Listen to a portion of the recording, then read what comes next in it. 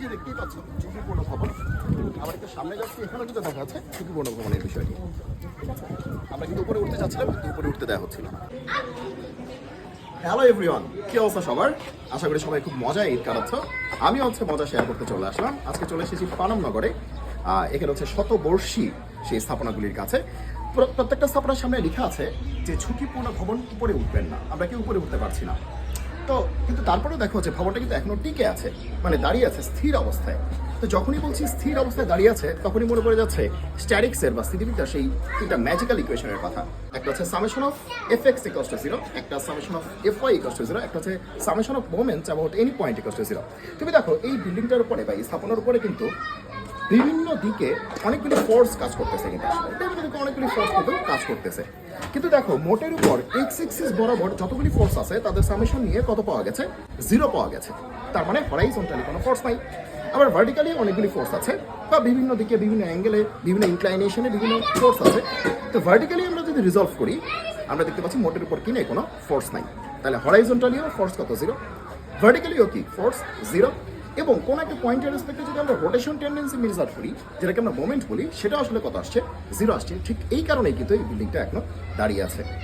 তো এই যে স্থিতিবিদ্যার একটি সংক্ষিপ্ত বিষয়, যেটা হচ্ছে মনে পড়ে গেল এই বিল্ডিংগুলির বর্তমান অবস্থান দেখে যে আমরা উঠতেই পারলাম না, তখন চিন্তা করলাম যে বিষয়টাকে আর কি হোক, যে এখনো এত পুরাতন বিল্ডিং তাও স্থির অবস্থায় দাঁড়িয়ে আছে। তো স্থিতিবিদ্যাতে এটা ম্যাজিক্যাল ইকুয়েশন কিন্তু এখানেও কাটছে।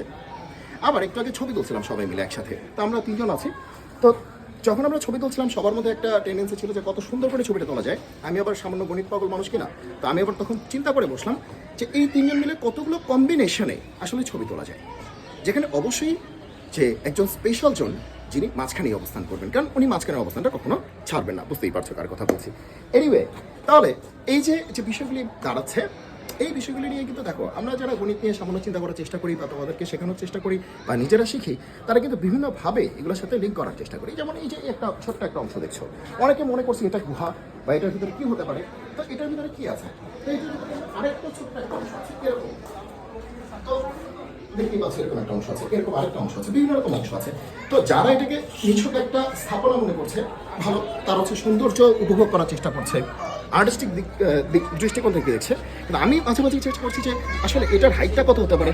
ঠিক আছে, আমার হাইট কত, সেই অনুযায়ী এটার হাইট কত হতে পারে, এটার উইডথ কত আছে, তাহলে সেক্ষেত্রে এটার আসলে এরিয়াটা কত আছে, মানে কতখানি এখানে ক্ষেত্রফল আছে, বা কী পরিমাণ লাইটের দিক দিয়ে পাস করতে পারে, সেটা কিন্তু ক্ষেত্রফলের উপরে ডিপেন্ড করে।